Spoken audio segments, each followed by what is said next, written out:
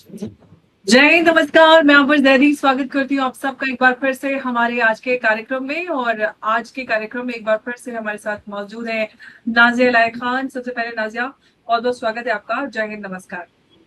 वंदे मातरम, जय माँ Kali. Thank you so much.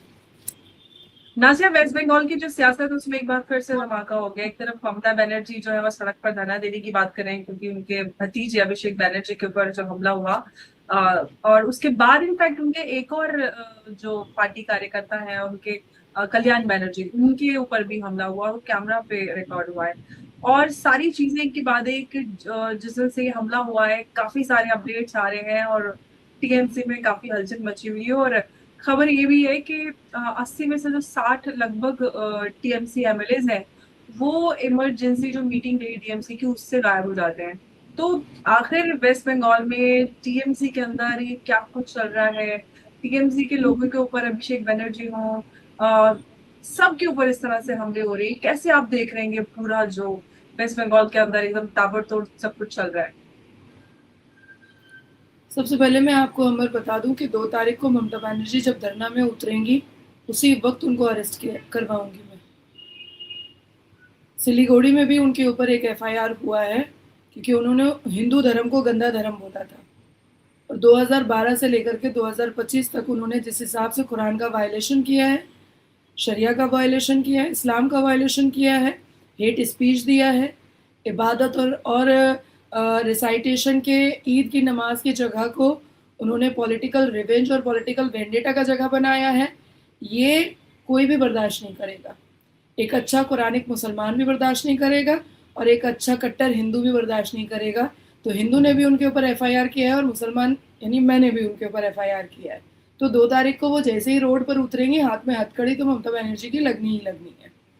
दूसरी बात आती है कि अभिषेक बनर्जी को अंडे से पिटाई हुई है।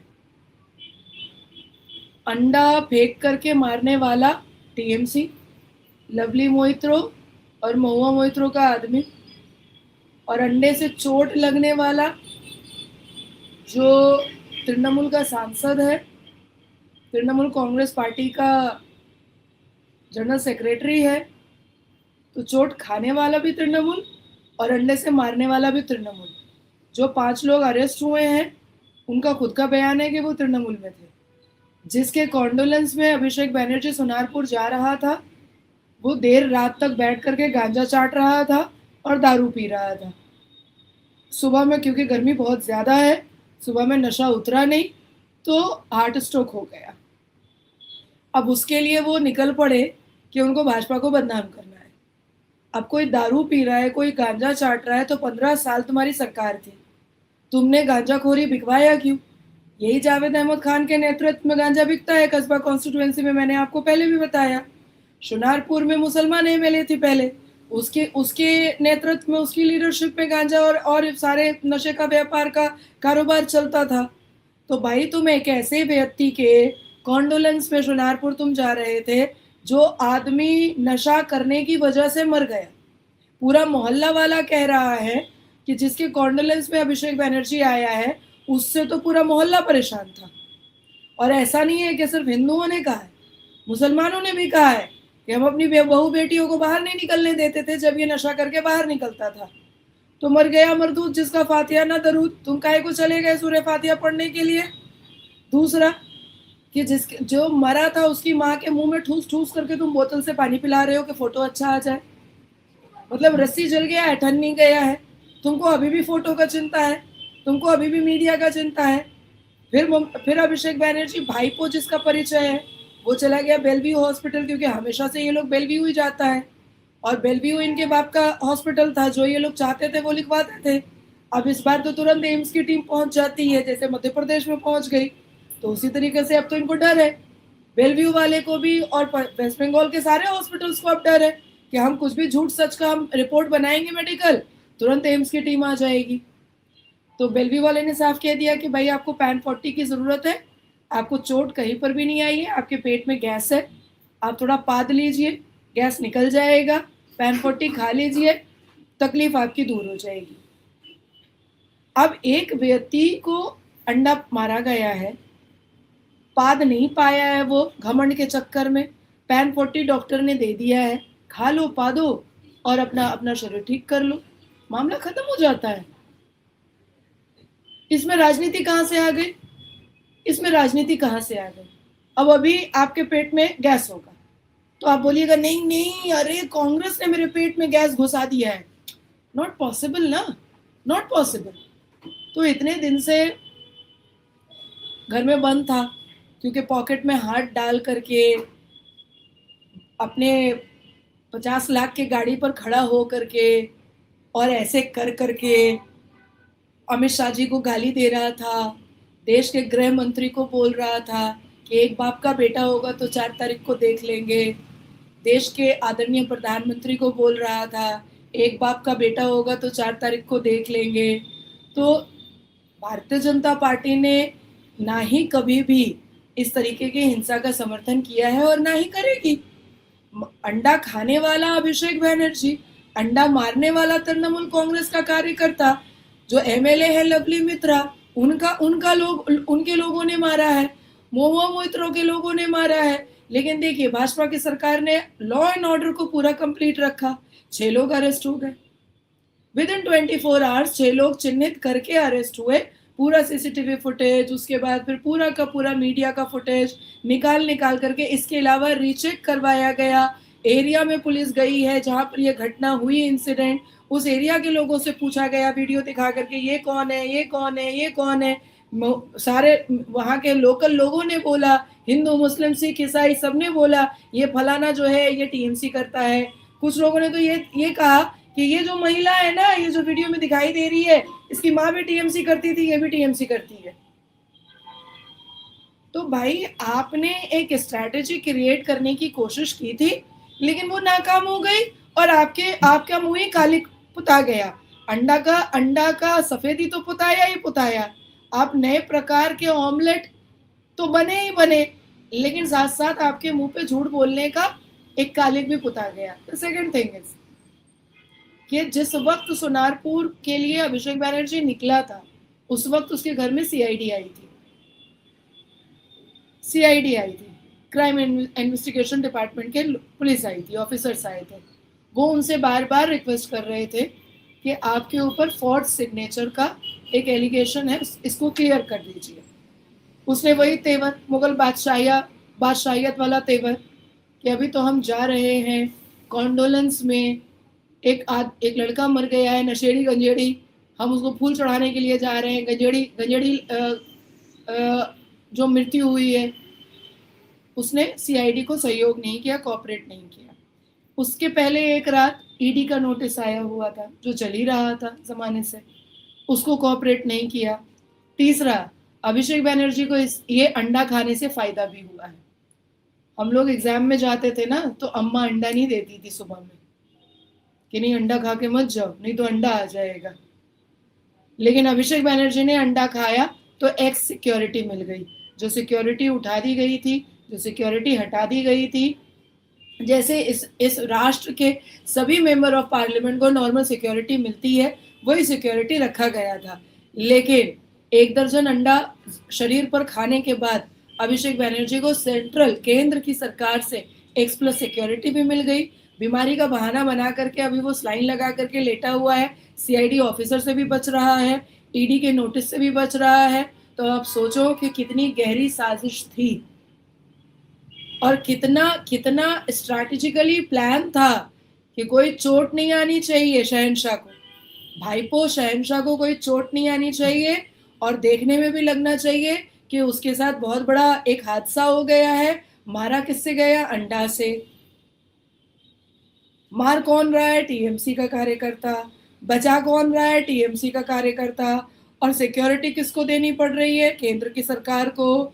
और जिसने मारा अरेस्ट किसको करवाना पड़ रहा है? पश्चिम बंगाल की भाजपा सरकार को। और ड्रामा कौन कर रहा है? अभिषेक बनर्जी।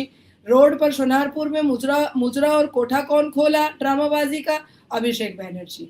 तो ये है क्रिस्टल क्लियर पूरी कहानी। लेकिन बावजूद इसकी भी सारी चीजें एकदम क्लियर है, लेकिन सीधा इल्जाम अभी भी बीजेपी में जा रहा है। हालांकि केंद्र सरकार सिक्योरिटी दे रही है अभिषेक बनर्जी को। ममता दीदी अभी भी सड़क पर उतरने वाली है। कपिल सिब्बल कह रहे हैं कि जिस देश में ऐसा होता है उनको बड़ी शर्म आती है उस जगह पर रहने में। अभी भी इसके अराउंड मतलब इतना ज्यादा विक्टिमहुड प्ले किया जा रहा है। और आगे क्या आपको इसके पीछे मकसद नजर आता है? क्या ममता बनर्जी अ, इसके बहाने एक कहीं ना कहीं सिंपैथी गेन करने की कोशिश कर रही है जो ग्राउंड उन्होंने खोया है? देखिए, कपिल सिब्बल को अगर ऐसा लगता है कि इस देश में रहने में उनको खतरा है या उनको शर्म आ रही है, तो वो कोई दूसरा देश चुन सकते हैं, कोई दिक्कत नहीं है।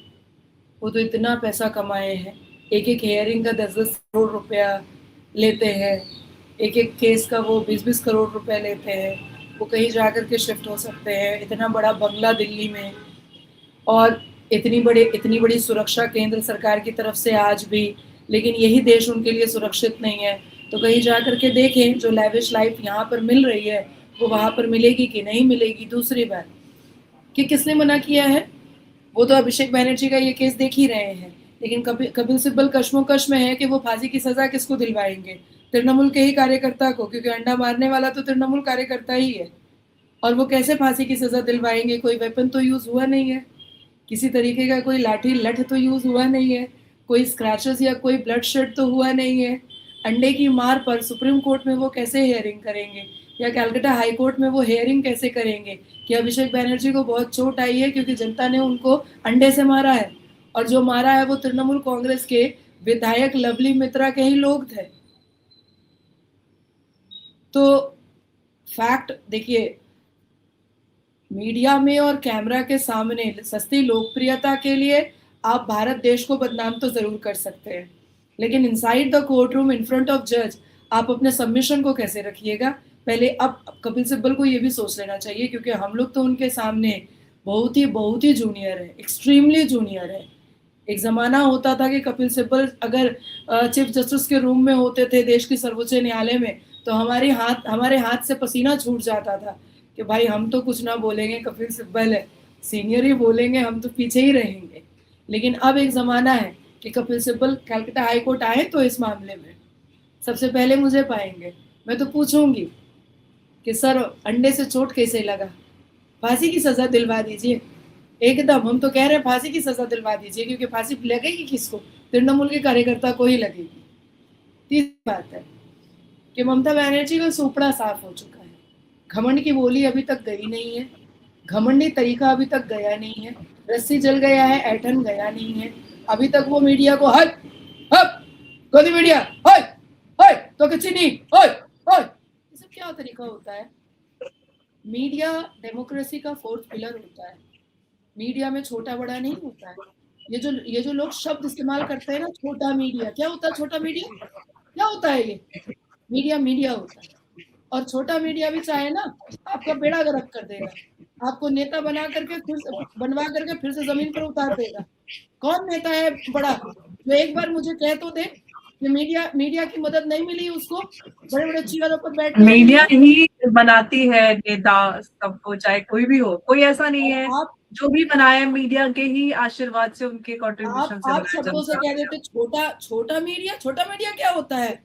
अब वो मीडिया को ओए ओए चुप करो बस जरा गोदी मीडिया। अरे ये क्या तरीका है गोदी मीडिया बोलने का? ये क्या तरीका है? अरे गोदी मीडिया तब आप नहीं बोली जब मनमोहन सिंह अपने प्राइवेट जेट पर लेकर के जाया करते थे। गोदी मीडिया तब आपने नहीं बोला जब इंदिरा गांधी से पूछ करके हेडलाइन बनता था, तब आपने गोदी मीडिया नहीं बोला। आपने क्यों नहीं बोला? उसके बाद आप सोचो कि 80 विधायक हैं, 60 विधायक गए कल मीटिंग में आए। इसीलिए मैं सवाल पूछना चाह रही थी नाज़िया आपसे कि 80 में से 60 विधायक इमरजेंसी मीटिंग में नहीं आती। किस बात का मतलब इंडिकेशन है कि क्या ममता बनर्जी के खिलाफ जो है इंटरनल कोई रिबेलियन चल रहा है? क्या कुछ होने वाला है? क्या समझ पा रही है आप इन सारी, क्योंकि आप खुद अभी वेस्ट बंगाल में भी है। देखिए, विधायक मीटिंग ममता बनर्जी की मीटिंग से गायब रहे चाहे जो भी रहे, भाजपा में उनके लिए कोई जगह न थी, न है, न रहेगी। वो कल भी चोर थे, वो आज भी चोर हैं, और उनकी जगह सिर्फ जेल है। इसलिए भाजपा उनको कभी एक्सेप्ट तो करने वाली है नहीं। भाजपा परिवार बहुत पवित्र परिवार है, इसलिए वो जाए ना जाए, वो जो भी करे, बेड़ा गर्क हो उनका ना हो, वो उनका मामला है। लेकिन हाँ, कहीं ना कहीं ममता बनर्जी के जो बदतमीजी वाला तेवर है, ममता बनर्जी का जो एक घमंडी तेवर है, और ममता बनर्जी का के बगल में जो हमेशा फरहाद हकीम सर बैठा रहता है, ये मुझे बहुत अच्छे से पता है कि बहुत सारे विधायकों को ये चीज़ पसंद नहीं है कि सिर्फ और सिर्फ 15 साल ममता बनर्जी ने फरहाद हकीम को इज्जत दिया, इसके अलावा किसी को इज्जत ही नहीं दिया।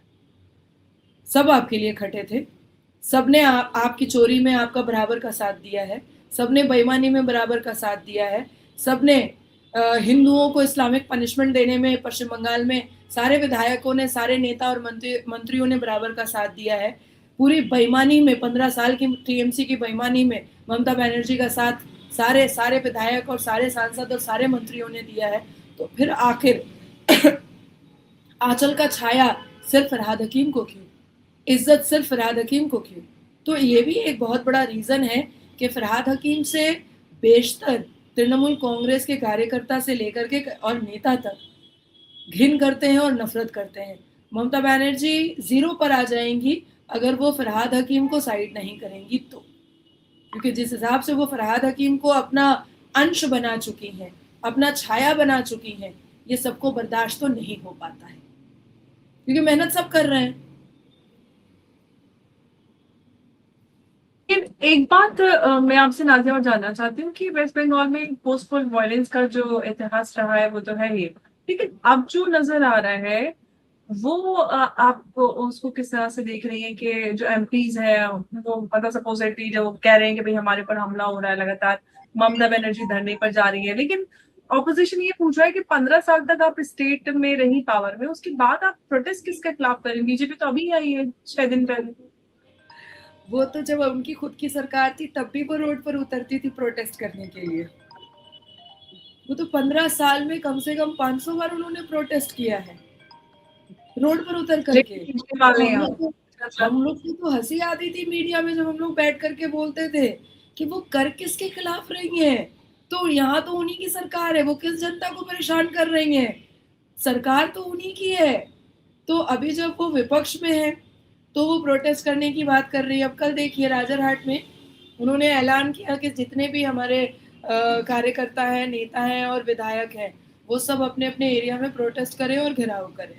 तो राजरहाट में एक टीएमसी का विधायक चला गया प्रोटेस्ट करने के लिए, तो पुलिस आई, पुलिस आकर के राजरहाट ओसी जो है वो आकर के पूछा किस चीज़ का प्रोटेस्ट है, तो नहीं अभिषेक बनर्जी के ऊपर हमला हुआ है। हमला नहीं हुआ, अंडा फेंका गया है, कोई हमला नहीं हुआ है।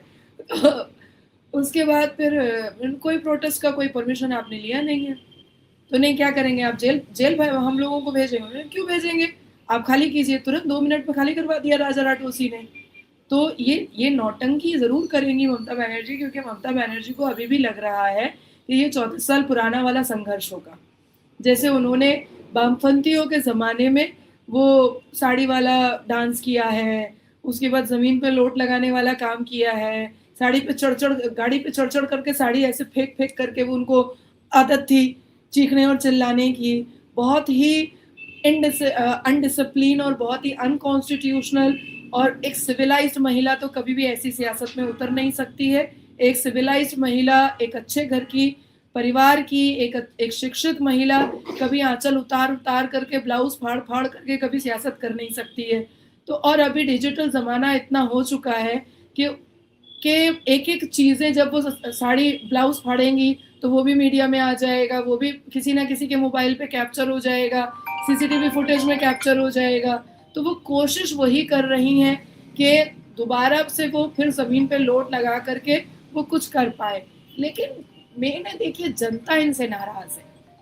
प्रॉब्लम इस बात का है कि अब जनता इनके खिलाफ है, जनता अब इनको देखना भी पसंद नहीं करती है। ये लोग घर से बाहर भी निकलते हैं तो जनता चिल्लाती है पीसी चोर भाईपो चोर। कल्याण बनर्जी घर से बाहर निकलता है तो जनता चिल्लाती है कीट कीट कीट कीट कीट कीट कीट कीट कीट कीट कीट कीट था। ये जनता चिल्लाती है भाई तुमने लोकतंत्र के मंदिर में, तुमने ऑनरेबल स्पीकर के सामने, तुमने देश के प्रधानमंत्री का मजाक उड़ाने के लिए ऐसे शब्दों का इस्तेमाल किया था। ये कल्याण बनर्जी है जो बहुत ही रिनाउंड और सुपर सीनियर सुप्रीम कोर्ट का वकील है। वो लोकतंत्र के मंदिर में पहुंच करके स्पीकर के सामने, ऑनरेबल स्पीकर के सामने करता है, कीत कीत कीत कीत कीत कीत, हम सिर्फ आपको देख रहा है, हम सिर्फ आपको देख रहा है। What is कित that? क्या, मैं समझी नहीं, कित कित मतलब? अरे वो कीत कीत जो वो गोटी फेंक करके जमीन पर खेलते नहीं है एक पैर पर, ओके, तो वो ऑलराइट। मतलब नॉनसेंस। तुम क्या कर रहे हो? अपनी उम्र का लिहाज रखो, अपने डिग्रियों का लिहाज रखो, अपने एजुकेशन का लिहाज रखो। मतलब तुम इतना नीचे गिर चुके हो सिर्फ इसलिए क्योंकि तुमको भाजपा को डिफेम और मलाइन करना है, तुमको केंद्र की सरकार को डिफेम और मलाइन करना है, इसलिए तुम खुद को बर्बाद कर रहे हो। आज यही कित कित कित कित किया जा रहा है तो इनको बुरा लग रहा है। अच्छा, कर कौन रहा है? जनता कर रही है। अब जनता का मुंह में हम थोड़ी सैलो टेप लगा सकते हैं। सबका अपना फ्रीडम ऑफ स्पीच है भैया, सबका अपना फ्रीडम ऑफ राइट है भैया। तो भारतीय जनता पार्टी ने ना कभी हिंसा का समर्थन किया है और ना ही कभी करने वाली है। और क्रिस्टल क्लियर है कि अभिषेक बैनर्जी पर जो अंडे मारे गए हैं वो तृणमूल के कार्यकर्ता हैं, जो 6 अरेस्ट हो चुके हैं। तृणमूल ने अंडा मारा है, तृणमूल के नेता ने अंडा खाया है। भाजपा की पश्चिम बंगाल की सरकार ने 6 लोगों को अरेस्ट किया है, लॉ एंड ऑर्डर को संभाला है, और इमीडिएट केंद्र की सरकार ने अभिषेक बैनर्जी को एक सिक्योरिटी भी प्रोवाइड की है। जी, लेकिन नाज़िया, अभिषेक बनर्जी को एक सवाल मैं आपसे पूछना चाहती हूँ कि क्या आपको लगता है कि अभिषेक बनर्जी को टीएमसी का फ्यूचर फेस बनाने के लिए जो मतलब स्ट्रेटजी है पार्टी के अंदर, उसी को लेकर क्या इंटरनल कोई विरोध चल रहा है जिसकी वजह से हम इस तरह से हम दल के अंदर ही लोगों को इधर उधर होते हुए देख रहे हैं? क्या उस पे भी कुछ ऐसा कुछ नजर आ रहा है? इस देश का व्यक्ति जो भी पॉलिटिक्स पर थोड़ा सा ध्यान देता है, जो भी न्यूज़ थोड़ा सा देखता है, जिसने भी थोड़ा सा कांग्रेस के घर के अंदर झांक करके देखा है, कांग्रेस का डाउनफॉल देखा है, उसको राहुल गांधी और अभिषेक बैनर्जी का हशर समझ में आ रहा होगा। जिस तरीके से गांधी परिवार और सोनिया एंटोनियो चाहती थी कि राहुल गांधी देश का प्रधानमंत्री बने, और उसी चक्कर में कांग्रेस का सुपड़ा साफ हो गया देश से, वो बस वही ममता बनर्जी चाहती थी कि अभिषेक बैनर्जी मुख्यमंत्री बन जाए और पश्चिम बंगाल का सबसे बड़ा चेहरा बन जाए। सुपड़ा साफ हो गया। अरे गांधी का बेटा गांधी नहीं बन पाया, गांधी का बाप गांधी नहीं बन पाया, मोहनदास करमचंद गांधी बना और मोहनदास करमचंद गांधी ही गांधी रह गया। तो ये जो एक परिवारवाद की जो राजनीति होती है, ये अब देश की जनता को पसंद नहीं आती है।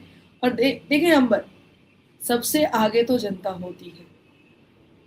नेता भले ही Z+ सिक्योरिटी के साथ चल ले, नेता भले ही VIP ट्रीटमेंट पा ले, लेकिन नेता को ये बात पता होती है कि जनता अगर आपके साथ है तब तक ही ये सारी चीज़ें आपको मिल रही हैं। जनता और मीडिया अगर आपका गड्ढा खोदना स्टार्ट कर देगी तो फिर आप कहीं के नहीं रहेंगे, आपको गड्ढे में गिरना ही पड़ेगा। यही ममता बनर्जी भूल गई, और वो हमेशा मीडिया को जिस हिसाब से उन्होंने डिफेम किया, मलाइन किया, गाली दिया, डांटा, झाड़ा, बेइज्जत किया, और जनता को जिस हिसाब से उन्होंने लूटा, जनता के लिए वो एक अपने आप को पैगंबर समझ ली थी, अपने अपने भतीजे भाईपों को उन्होंने मसीहा समझ लिया था कि भाई पैगंबर दिखाई तो देता नहीं है, मसीहा दिखाई तो देता नहीं है, पीरो मुर्शिद दिखाई तो देते नहीं है। तो ऐसा ही हालत था कि टीएमसी के नेता मंत्री ममता बनर्जी और अभिषेक बनर्जी जनता को दिखाई नहीं देते थे। अभिषेक बनर्जी अपने घर से निकल करके किसी सभा में जाता था तो 33 गाड़ियां उसके साथ जाती थी, 33 गाड़ियां, और 33 गाड़ियों में सिर्फ और सिर्फ काला शीशा लगा होता था। जनता झलक तक नहीं देख पाती थी कि उसका नेता है कौन और कैसा। तो ये सारी चीज़ों को मिला करके अब जितनी भी कोशिश ममता बनर्जी कर ले, कोई सिंपैथी नहीं मिलने वाली है। सारा झूठ का जो हिजाब है सब खुल चुका है, और जितनी बदतमीजियां इन्होंने जनता और मीडिया के साथ किया है, वो सारी बदतमीजियों का जो कर्मा है वो बूमेरैंग करके मिल रहा है।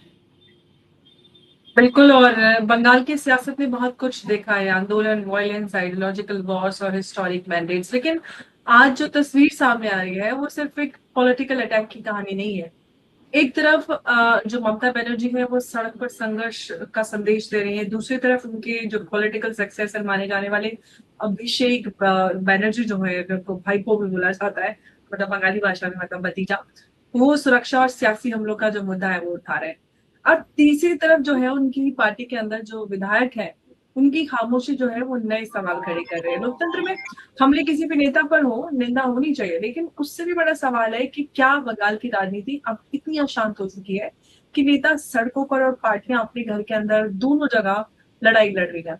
क्योंकि आज का सच यही है कि बंगाल में सिर्फ कुर्सी की लड़ाई नहीं चल रही है, नैरेटिव की लड़ाई चल रही है, लीडरशिप की लड़ाई चल रही है, और शायद टीएमसी का जो भविष्य है उसके सबसे बड़ी लड़ाई चल रही है। मैं बस इतना कहना चाहूंगी आप सबसे कि ये जो हमला है किस पर हुआ है, किसने किया है, ये सब आप सबके सामने है। अभिषेक बैनर्जी पर टीएमसी की पॉलिटिकल अथॉरिटी या किस पर किसने क्या चल रहा है समझ में नहीं आ रहा है। मेरे मतलब सारे फैक्ट्स आपके सामने है, आप खुद अपनी राय बना सकते हैं, फैसला आप खुद कर सकते हैं। नाजिया, बहुत बहुत धन्यवाद आपका इस चर्चा में हमारे साथ जुड़ने के लिए। नमस्कार, जय हिंद, जय भारत। आज ऑमलेट खाइएगा सर। नहीं ऑमलेट खाने अभिषेक से मुझे अंडा सूट नहीं करता, बाय द वे, मुझे अंडा खाने से पेट में दर्द होता है। आई एम नहीं तो मैं एलर्जिक। आपको सजेशन देती कि अभिषेक बैनर्जी के बदन से उठा के मत खाइएगा। ना ना ना, ठीक ठीक, मैं वैसे ही अंडा नहीं खाती। आज उठा के तो बिल्कुल नहीं। मुझे अंडा खाने से पेट में दर्द होता है, सो वैसे भी ईयू वाला अच्छा नहीं लगता, स्मेल आती है। वंदे मातरम।